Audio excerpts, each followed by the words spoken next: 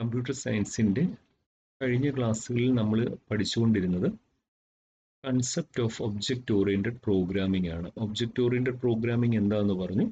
അതുപോലെ തന്നെ അതിൻ്റെ വേരിയസ് കൺസെപ്റ്റ്സ് ആണ്. നമ്മൾ അതിനകത്ത് ഒബ്ജക്റ്റ് എന്താണെന്ന് പറഞ്ഞു, ക്ലാസ് എന്താണെന്ന് പറഞ്ഞു, ഡേറ്റ അബ്സ്ട്രാക്ഷൻ എന്താണെന്ന് പറഞ്ഞു, ഡേറ്റ എൻക്യാപ്സുലേഷൻ എന്താണെന്ന് പറഞ്ഞു. അതുപോലെ തന്നെ മോഡുലാരിറ്റി, നമ്മൾ കഴിഞ്ഞ ക്ലാസ്സിൽ മോഡുലാരിറ്റി വരെയാണ് നമ്മൾ പഠിച്ചത്, ഡേറ്റ എൻക്യാപ്സുലേഷനും. ഇന്നത്തെ ക്ലാസ്സിൽ നമ്മൾ ഇൻഹെറിറ്റൻസ് എന്നുള്ള ക്യാരക്ടറിസ്റ്റിക്സ് ആണ് പഠിക്കുന്നത്. എന്താണ് ഇൻഹെറിറ്റൻസ് എന്ന് പറഞ്ഞാൽ നമുക്ക് ഇങ്ങനെ പറയാം, അതായത് നമ്മുടെ ചില ക്യാരക്ടറിസ്റ്റിക്സ് നമ്മുടെ പേരൻസിൽ നിന്ന് ഇൻഹെറിറ്റ് ചെയ്തതാണ്. നമുക്ക് പാരമ്പര്യമായിട്ട് നമുക്ക് കിട്ടിയിരിക്കുന്ന ചില ക്വാളിറ്റീസ് ഉണ്ട്. അച്ഛനിൽ നിന്നോ അമ്മയിൽ നിന്നോ അല്ലേ, നമ്മുടെ ഒരു ക്യാരക്ടറിസ്റ്റിക്സ് എന്ന് പറഞ്ഞു കഴിഞ്ഞാൽ, ഒരു കുട്ടിയുടെ ക്യാരക്ടറിസ്റ്റിക്സ് എന്ന് പറഞ്ഞു കഴിഞ്ഞാൽ പേരൻസിൽ നിന്ന് പിന്തുടർച്ചയായിട്ട് ലഭിച്ചിരിക്കുന്നതാണ്. അത് സ്കിന്നിൻ്റെ കളറാകാം, അല്ലെന്നുണ്ടെങ്കിൽ ടെക്സ്ചർ ആകാം, അല്ലെങ്കിൽ ഹൈറ്റ് ആകാം. ഇതൊക്കെ പാരമ്പര്യമായിട്ട് ലഭിക്കുന്നതെന്നുള്ള. അപ്പോൾ നമ്മുടെ ഈ കൺസെപ്റ്റിൽ എന്താണ് ഇൻഹെറിറ്റൻസ് എന്നാണ്. അതായത് ഇൻഹെറിറ്റൻസ് എന്ന് പറഞ്ഞാൽ ഇതാണ്: ഒരു ക്ലാസ്സിലെ ഒരു ഒബ്ജക്റ്റ് ചില പ്രോപ്പർട്ടീസ്, അതിൻ്റെ ചില പ്രോപ്പർട്ടീസും ഫങ്ഷണാലിറ്റീസും വേറെ ഒരു ക്ലാസ്സിൽ നിന്ന് ഇൻഹെറിറ്റ് ചെയ്തതായിരിക്കും. പറയുന്നത് മനസ്സിലാവുന്നുണ്ടോ? അതായത് ഒരു ക്ലാസ്സിലെ ഒരു ഒബ്ജക്റ്റിൻ്റെ ചില സവിശേഷതകൾ വേറെ ഒരു ക്ലാസ്സിൽ നിന്ന്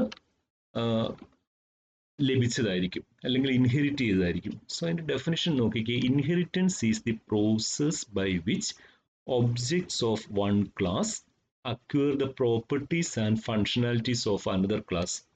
ഒരു ക്ലാസ്സിലെ ഒരു ഒബ്ജക്റ്റ് വേറെ ഒരു ക്ലാസ്സിൻ്റെ ചില പ്രോപ്പർട്ടീസും ഫങ്ഷണാലിറ്റീസിനെ ഇൻഹെറിറ്റ് ചെയ്തിട്ടുണ്ട്. പാരമ്പര്യമായിട്ടല്ല, പരമ്പരാഗതമായിട്ട് തുടർച്ചയായിട്ട് ലഭിച്ചിട്ടുണ്ടായിരിക്കും. So inheritance supports the concept of hierarchical classification and reusability. പരീക്ഷയ്ക്ക് ചോദിക്കുന്നതാണ്. ഇൻഹെറിറ്റൻസ് കൊണ്ട് നമുക്ക് C++ലുള്ള ഗുണം 2 പോയിന്റ്സ് ആണ്: hierarchical classification and reusability. Reusability എന്താണെന്നറിയാം. നമ്മളൊരു പ്രോഗ്രാം കോഡ് അല്ലെങ്കിൽ ഒരു ഫംഗ്ഷൻ ആകാം, നമ്മൾ ഒരിടത്ത് എഴുതി കഴിഞ്ഞാൽ നമുക്ക് ആ പ്രോഗ്രാമിൻ്റെ അകത്ത് വേറെ പലയിടത്തും അതിനെ എഴുതാം. നമ്മൾ ഫംഗ്ഷൻ കോളിംഗ് എന്നൊക്കെ പറഞ്ഞ് പഠിച്ചതാണ്. ഹൈറാർക്കി എന്ന് പറഞ്ഞാൽ എന്താണ്? ഒരു ശ്രേണി എന്ന് പറയാം മലയാളത്തിൽ.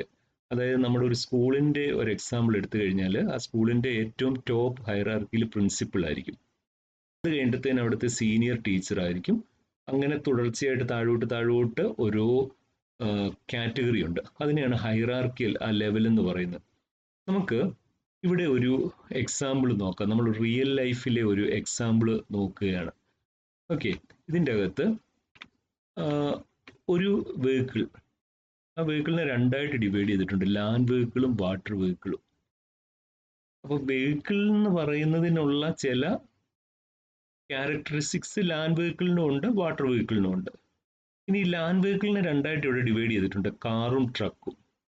വാട്ടർ വെഹിക്കിളിനെ രണ്ടായിട്ട് ഡിവൈഡ് ചെയ്തിട്ടുണ്ട്: ഹവർക്രാഫ്റ്റും ബോട്ടും. എന്താണ് ഹവർക്രാഫ്റ്റ് എന്ന് നമ്മൾ കണ്ടിട്ടുണ്ടായിരിക്കും. അതായത് ഹവർക്രാഫ്റ്റ് എന്ന് പറഞ്ഞു കഴിഞ്ഞാൽ ഒരുപോലെ ലാൻഡിലും വാട്ടറിലും ട്രാവൽ ചെയ്യാൻ പറ്റുന്നതാണ്, ഒരുപോലെ വെള്ളത്തിലും കരയിലും യാത്ര ചെയ്യാൻ പറ്റുന്നതാണ്. നമ്മൾ മിലിറ്ററി പർപ്പസിനൊക്കെ നമ്മളത് യൂസ് ചെയ്യുന്നതാണ്. അപ്പോൾ അതിനെയാണ് ഹവർക്രാഫ്റ്റ് എന്ന് പറയുന്നത്.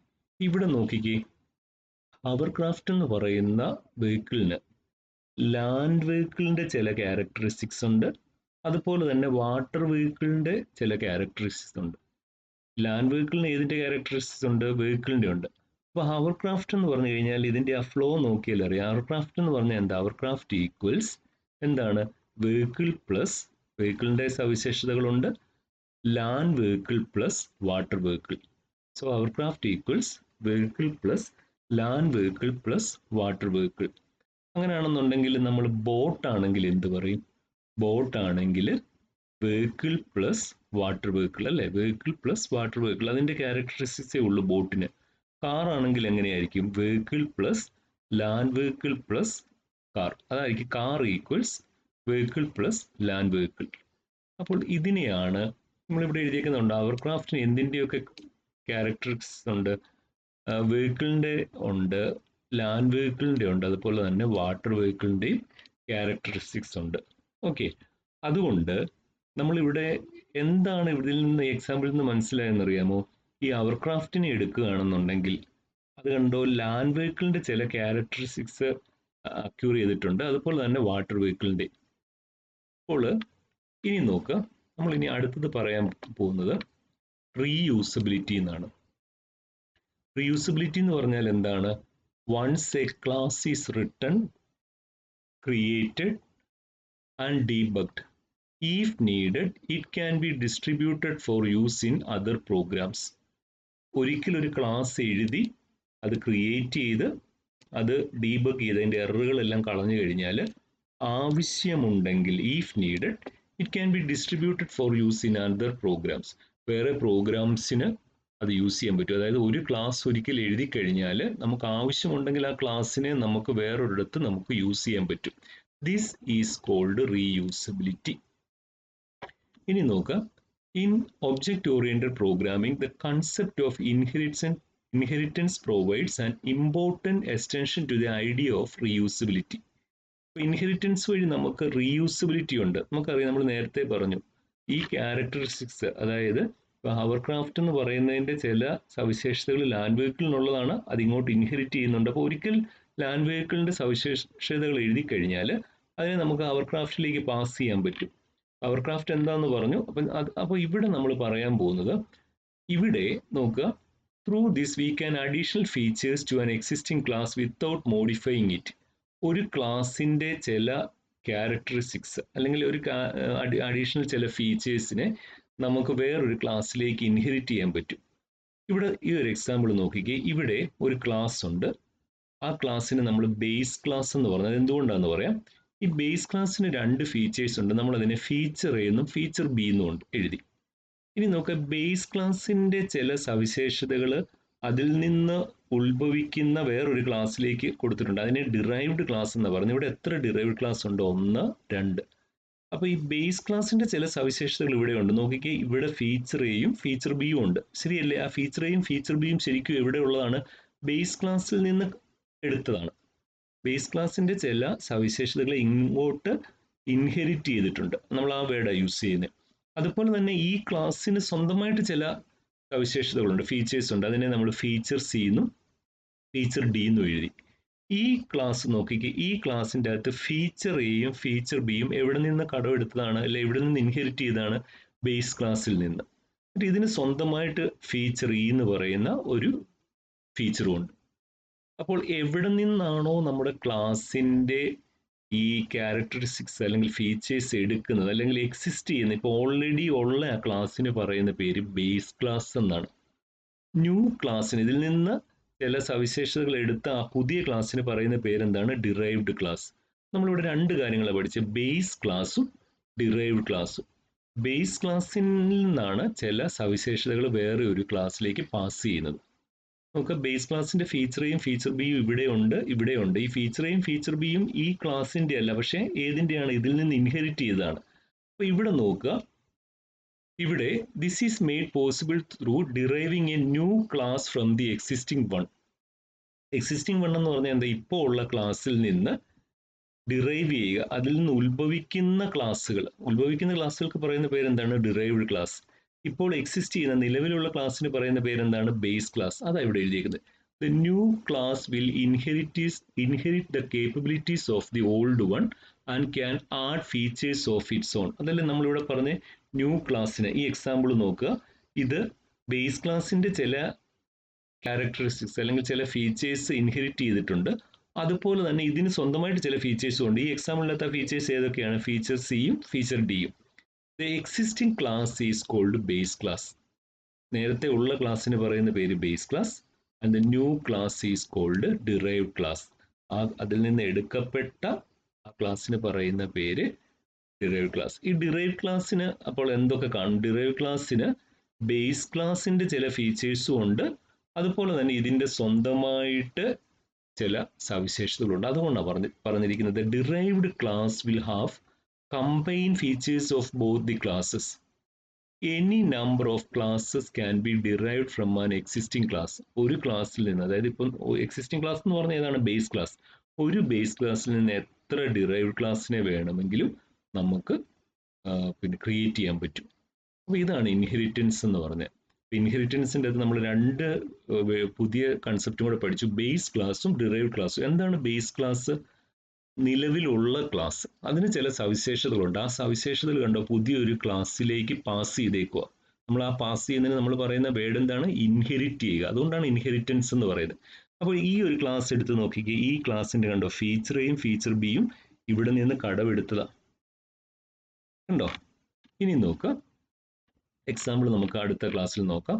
ഇനി നോക്കുക, different forms of inheritance are. പലതരത്തിലുള്ള ഇൻഹെറിറ്റൻസ് ഉണ്ട്. ഈ പിക്ചറിൽ കൂടെ തന്നെ മനസ്സിലാവും.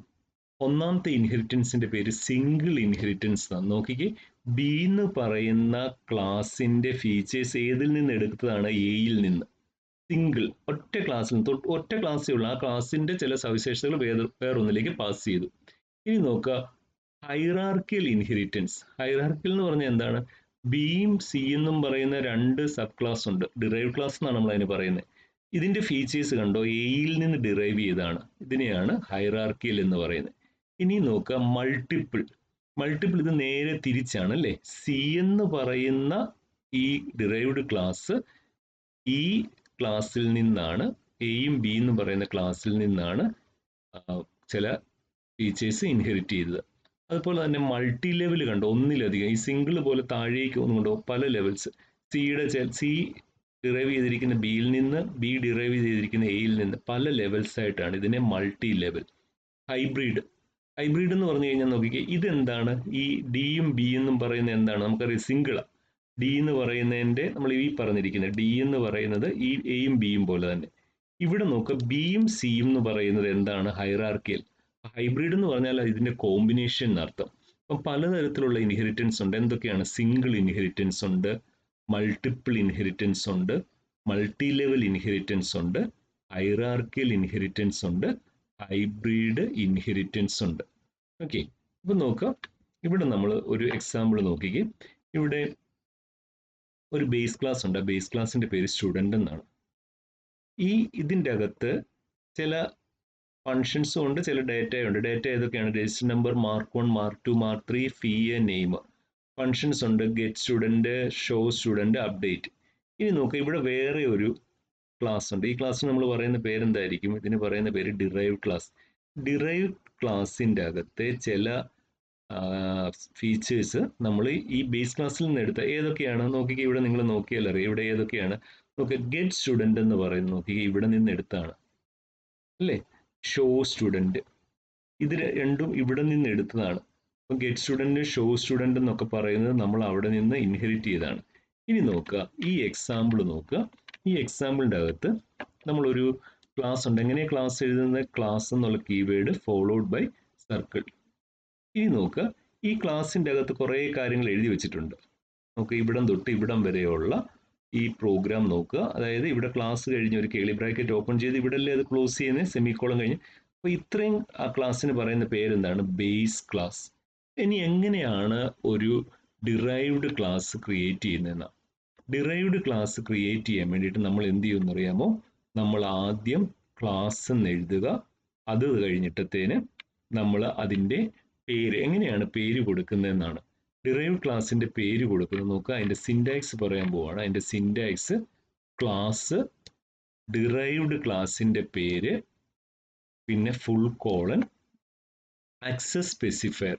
നമുക്ക് ഇവിടെ ഒരു സംശയം തോന്നുന്നു, എന്താണ് ആക്സസ് സ്പെസിഫയർ? നമ്മൾ കഴിഞ്ഞ ക്ലാസ്സിൽ പഠിച്ചാണ്. ആക്സസ് സ്പെസിഫയർ 3 എണ്ണമാണ്. ഒന്നിന്റെ പേര് പ്രൈവറ്റ് എന്നാണ്, ഒന്നിന്റെ പേര് പ്രൊട്ടക്റ്റഡ് എന്നാണ്, ഒന്നിന്റെ പേര് പബ്ലിക് എന്നാണ്. പിന്നെ അത് കഴിഞ്ഞ് നമ്മൾ ബേസ് ക്ലാസിന്റെ പേര് എഴുതുക. ഒന്നും കൂടെ പറയാൻ പോവാണ്. ഡിറൈവ് ഒരു ക്ലാസ്സിനെ declaring a derive class declare ചെയ്യുന്നതിന്റെ സിൻടാക്സ് എങ്ങനെയാണ്? ക്ലാസ് എന്ന് എഴുതുക, അത് കീവേഡ് ആണ്. ഡിറൈവ് ക്ലാസിന്റെ പേര് നോക്കിക്കേ, ഈ എക്സാമ്പിൾ നോക്കുക. ക്ലാസ് എന്ന് എഴുതി, ഡിറൈവ് ക്ലാസിന്റെ പേര് കോൺ. അത് കഴിഞ്ഞിട്ട് എന്ത് ചെയ്യണം നോക്കിക്കേ, അത് കഴിഞ്ഞിട്ട് ഫുൾ കോളൻ. ആക്സസ് സ്പെസിഫയർ 3 എണ്ണം ഏതൊക്കെയാണ്? Public, protected, private. അപ്പം നമ്മുടെ പ്രോഗ്രാമിനനുസരിച്ച് നമുക്ക് വേണ്ടിയത് എഴുതുക. ഈ എക്സാമ്പിളിൻ്റെ അകത്ത് എഴുതിയേക്കുന്നത് എന്താണെന്ന് നോക്കിക്കേ, പബ്ലിക്. അത് കഴിഞ്ഞിട്ട് പിന്നെ എന്താ എഴുതിയേക്കുന്നത്? സർക്കിൾ. സർക്കിൾ എന്ന് പറഞ്ഞാൽ എന്താ? ഇവിടെ നോക്കിക്കേ, ഈ മൂന്നാമത്തെ ലൈൻ നോക്കി. സർക്കിൾ എന്ന് പറഞ്ഞാൽ എന്താണ്? ബേസ് ക്ലാസ് ആണ്. കണ്ടോ? അപ്പോൾ ഒരു ഡിറൈവ് ക്ലാസ് ഡിക്ലെയർ ചെയ്യുന്നതിന്റെ സിൻടാക്സ് എങ്ങനെയാ? ക്ലാസ് എന്ന് എഴുതുക, ഡിറൈവ് ക്ലാസിന്റെ പേര് എഴുതുക, ഫുൾ കോളൻ, ആക്സസ് സ്പെസിഫയർ, അത് ഏതൊക്കെയാകാം? പ്രൈവറ്റ്, പബ്ലിക് അല്ലെങ്കിൽ പ്രൊട്ടക്റ്റഡ്. അത് കഴിഞ്ഞ് ബേസ് ക്ലാസ്. നോക്കുക, ഇവിടെ ബേസ് ക്ലാസ് എന്താണ്? ഈ എക്സാമ്പിളിനകത്ത് ബേസ് ക്ലാസിന്റെ പേര് സർക്കിൾ. നമ്മൾ ഡിറൈവ് ചെയ്യുന്ന ക്ലാസിന്റെ പേര് കോൺ. അപ്പം നമ്മൾ അത് എങ്ങനെ എഴുതും?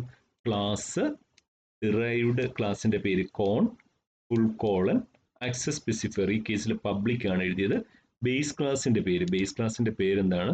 സർക്കിൾ എന്നാണ്. ഇങ്ങനെയാണ് നമ്മൾ ഒരു ഡിറൈവ്ഡ് ക്ലാസ് എഴുതുന്നത്. നമുക്കറിയാം ആക്സസ് സ്പെസിഫയർ നമ്മൾ പറഞ്ഞതാണ്. ആക്സസ് സ്പെസിഫയർ ഏതൊക്കെയാണെന്ന് പറഞ്ഞാൽ access specifier may be public, protected or private. Okay, നമ്മൾ ഇന്നത്തെ ക്ലാസ്സിൽ നമ്മൾ പഠിച്ചത് ഇൻഹെറിറ്റൻസ് എന്നുള്ള. ഇൻഹെറിറ്റൻസ് എന്ന് പറഞ്ഞാൽ ഇത്രയേ ഉള്ളൂ. ഇൻഹെറിറ്റൻസ് എന്ന് പറഞ്ഞു കഴിഞ്ഞാൽ ഒരു ക്ലാസിന്റെ ഒരു ഒബ്ജക്റ്റിന് വേറെ ഒരു ക്ലാസിന്റെ ചില പ്രോപ്പർട്ടീസിനെ അല്ലെ ഫങ്ഷണാലിറ്റീസിനെ ഇൻഹെറിറ്റ് ചെയ്യാൻ പറ്റും. അതിൻ്റെ ആ ചില സവിശേഷതകളെ വേറൊരു ക്ലാസ്സിലേക്ക് വേറൊരു ഒബ്ജക്റ്റിലേക്ക് കൊണ്ടുവരാൻ പറ്റും. അപ്പോൾ ഇൻഹെറിറ്റൻസ് വഴിയുള്ള അഡ്വാൻറ്റേജ് ഹൈറാർക്കിയൽ ക്ലാസിഫിക്കേഷൻ ആൻഡ് റീയൂസിബിലിറ്റിയാണ്. ഹൈറാർക്കിയൽ ക്ലാസിഫിക്കേഷൻ നമ്മൾ ഓർക്കുന്നുണ്ടോ? പല ലെവലിൽ അതിനെ ക്ലാസിഫൈ ചെയ്യാം. ഏതൊക്കെയാണ് നമ്മൾ ഓർക്കുന്നുണ്ടോ? നമ്മൾ ഏതൊക്കെയാണ് ആ ലെവൽ പറഞ്ഞ്? സിംഗിൾ ലെവലുണ്ട്, ഹൈറാർക്കിയൽ ഉണ്ട്, മൾട്ടിപ്പിൾ ഉണ്ട്, മൾട്ടി ലെവൽ ഉണ്ട്, ഹൈബ്രിഡ് ഉണ്ട്. ഓക്കെ, ഇനി നമ്മളിവിടെ പറഞ്ഞത് എന്താണ് base class, derived class. Existing ക്ലാസ്സിന് പറയുന്ന പേര് ബേസ് ക്ലാസ്. അതിൻ്റെ സവിശേഷതകൾ ഉൾക്കൊള്ളുന്ന പുതിയ ക്ലാസ്സിന് പറയുന്ന പേര് ഡിറൈവ്ഡ് ക്ലാസ്. പിന്നെ ഒരു കാര്യം കൂടെ പറഞ്ഞു, ഒരു ക്ലാസ്സിൽ നിന്ന് any number of classes can be derived from an existing class. ഒരു എക്സിസ്റ്റിംഗ് ക്ലാസ്സിൽ നിന്ന് എത്ര ഡിറൈവ്ഡ് ക്ലാസ് വേണമെങ്കിലും ക്രിയേറ്റ് ചെയ്യാം. ഇനി അടുത്തത് ഒരു ഡിറൈവ്ഡ് ക്ലാസ് എഴുതുന്നതിൻ്റെ സിൻടാക്സ്. സിൻടാക്സ് എങ്ങനെയാണ്? ക്ലാസ് എഴുതുക, ഡിറൈവ്ഡ് ക്ലാസിന്റെ പേര്, ഫുൾ കോളൻ, ആക്സസ് സ്പെസിഫയർ. ഏതൊക്കെയാണ് access specifier? Public, private or protected. പിന്നെ ബേസ് ക്ലാസിന്റെ പേര്. ഓക്കെ, ഇത് പരീക്ഷയ്ക്ക് പ്രോഗ്രാമായിട്ടുള്ളതൊന്നും വരത്തില്ല. ജസ്റ്റ് ഈ എന്താണ് ഇതിൻ്റെ കൺസെപ്റ്റ് എന്നാണ് ചോദിക്കുന്നത്. അപ്പം നമ്മളിവിടെ ഇൻഹെറിറ്റൻസ് പറയുമ്പോൾ ഇൻഹെറിറ്റൻസ് എന്താണെന്ന് പറയണം, റീയൂസിബിലിറ്റി എന്താണെന്ന് പറയണം. എന്താണ് റീയൂസിബിലിറ്റി? ഒരു ക്ലാസ് ഒരിക്കൽ എഴുതി കഴിഞ്ഞാൽ നമുക്ക് വേണമെങ്കിൽ, അതാണ് പറഞ്ഞിരിക്കുന്നത്, ഈഫ് നീഡഡ് പറഞ്ഞ ഓർക്കുന്നുണ്ടോ? It can be distributed for use in other programs. വേറൊരു പ്രോഗ്രാമിന് ആ ക്ലാസ്സിനെ യൂസ് ചെയ്യാൻ പറ്റും. അതിനെയാണ് നമ്മൾ റീയൂസിബിലിറ്റി എന്ന് പറയുന്നത്. നമുക്ക് എക്സാമ്പിൾ നമുക്ക് അടുത്ത ക്ലാസ്സിൽ നോക്കാം. അടുത്ത ക്ലാസ്സിൽ നമ്മൾ ഇതിൻ്റെ അകത്തെ ലാസ്റ്റ് കൺസെപ്റ്റ് ആണ് നോക്കുന്നത്. അതിൻ്റെ പേര് പോളിമോർഫിസം എന്നാണ്. Okay, thank you.